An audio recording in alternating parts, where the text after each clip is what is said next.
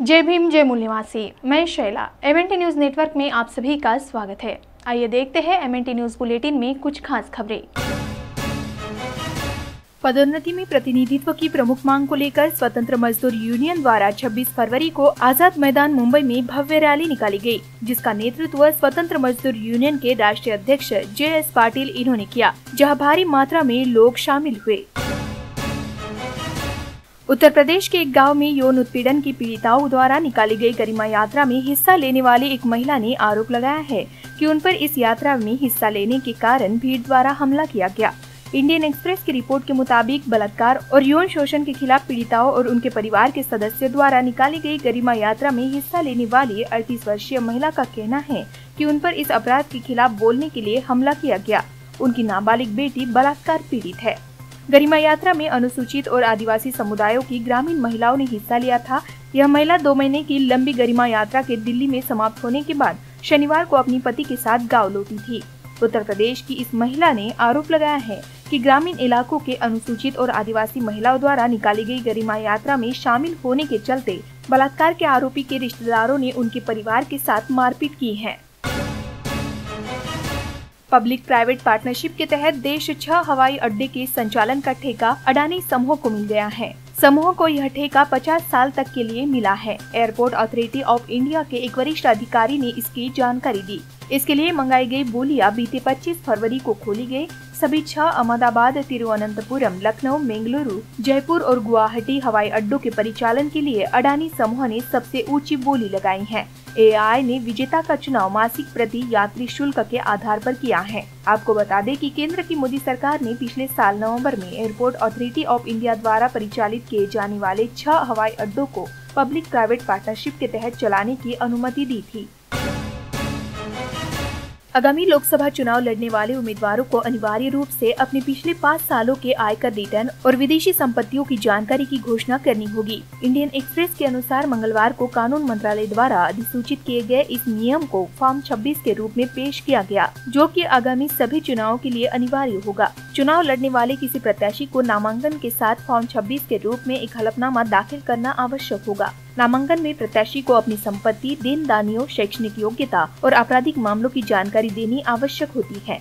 इससे पहले फॉर्म 26 में किसी प्रत्याशी या उसके जीवन साथी और उस पर निर्भर रहने वालों को केवल पिछले आयकर रिटर्न की जानकारी देनी आवश्यक होती थी। वही विदेशी संपत्ति के बारे में भी नहीं पूछा जाता था। मंगलवार की अधिसूचना के अनुसार विदेशी संपत्ति का मतलब विदेशी बैंकों और किसी अन्य निकाय या संस्थान में सभी जमा या निवेश का विवरण और विदेशों में सभी परिसंपत्तियों और देनदारियों का विवरण है।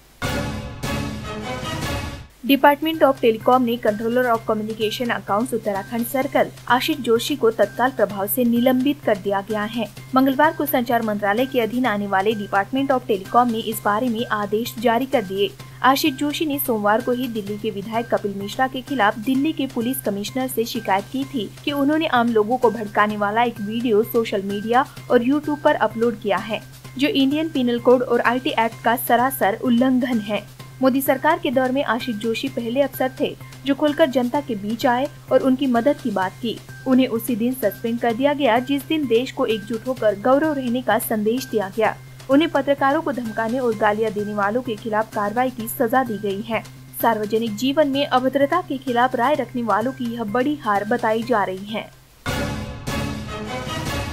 सूचना के अधिकार कानून के तहत प्राप्त सूचना के मुताबिक देश के सबसे बड़े कर्जदाता भारतीय स्टेट बैंक में मौजूदा वित्तीय वर्ष के शुरुआती 9 माह के दौरान कुल 7,991.29 करोड़ रुपयों की बैंकिंग धोखाधड़ी के 1885 मामले सामने आए हैं।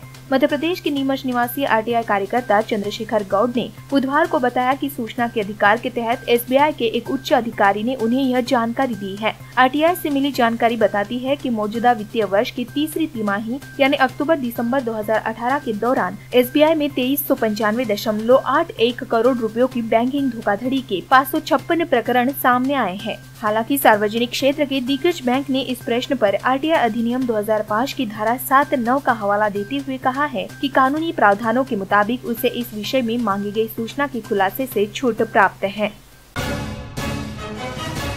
बीते 26 फरवरी को भारत की ओर से पाकिस्तानी क्षेत्र में किए गए एयर स्ट्राइक के बाद विदेश मंत्रालय की ओर से बुधवार को कहा गया कि पाकिस्तान ने भारत को सैन्य प्रतिष्ठानों को निशाना बनाने के लिए अपनी वायुसेना का इस्तेमाल किया, लेकिन उसके प्रयास को सफलतापूर्वक विफल कर दिया गया। हालांकि इस अभियान में एक भारतीय पायलट MiG-21 विमान के साथ लापता हो गया है। पाकिस्तानी सेना ने 40 सेकंड का एक वीडियो भी जारी किया है, जिसमें एक शख्स की आंख पर पट्टी बंधी है और वह दावा कर रहा है कि वह भारतीय वायुसेना का विंग कमांडर अभिनंदन है। भारत में विदेश मंत्रालय के प्रवक्ता रवीश कुमार ने air vice marshal RGK Kapoor के साथ एक अत्यंत संक्षिप्त बयान में यह भी कहा है कि भारतीय पायलट को पकड़ लेने के पाकिस्तान के दावे की पड़ताल की जा रही है। MNT न्यूज बुलेटिन में आज के लिए बस इतना ही। मूल निवासी बहुजनों से जुड़ी अन्य खबरों के लिए हमारे YouTube channel MNT news network को लाइक, शेयर और सब्सक्राइब जरूर करें। जय भीम, जय मूल निवासी।